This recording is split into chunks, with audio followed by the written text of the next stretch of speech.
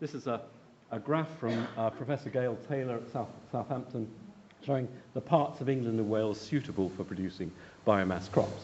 And apart from big cities and sort of mountainous areas, it pretty well all could be used in principle. Now, I'm not suggesting that that is exactly what's going to happen, but it'll still be a very mixed farming system. We still have to feed ourselves and so on, but a lot of it is suitable for producing biomass crops.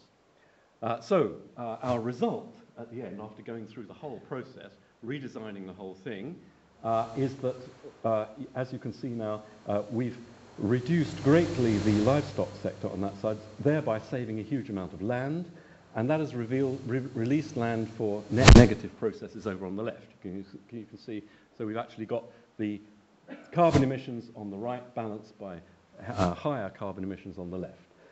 Meanwhile, that's released a huge amount of land also for crop production, which is much more efficient.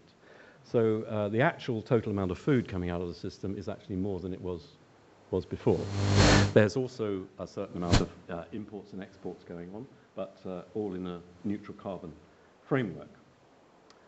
So, well, we think this stacks up, and everything works fine, everybody gets fed. The diet is a lot better. That was something we found was really surprising.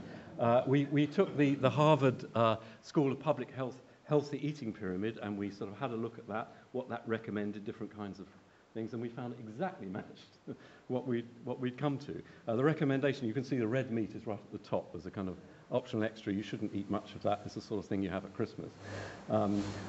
More for the non-grazing livestock, fish, poultry, and eggs, but even that is an optional bit. You don't have to have that at all.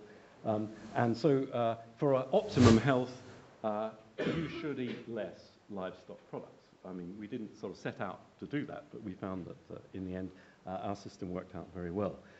So now, what would it mean for the countryside as a whole? It would mean that it would look quite different, because it is particularly the West anyway, tends to be dominated by grazing livestock and sort of animal products and so on. So we're looking at different kinds of crops. We're looking at the bottom right. There's short rotation coppice.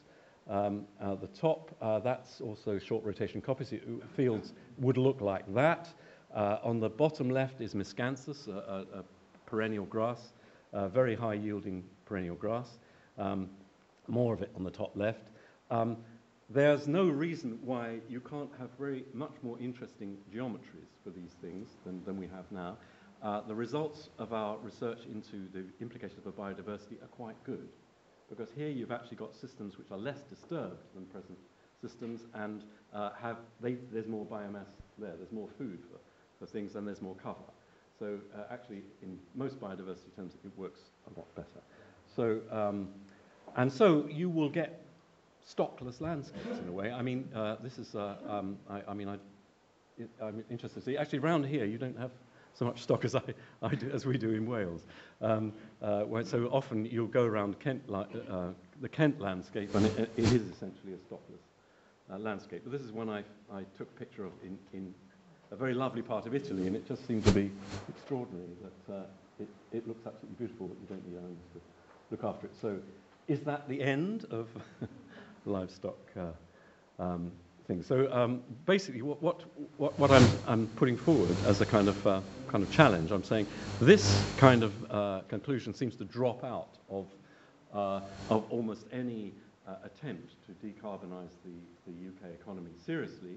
And if you're not going to do this, then you've got to go down the geoengineering route, it seems to me. This is a way to avoid geoengineering. Thank you very much.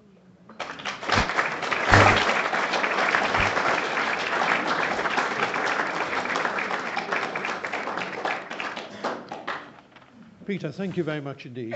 You mentioned that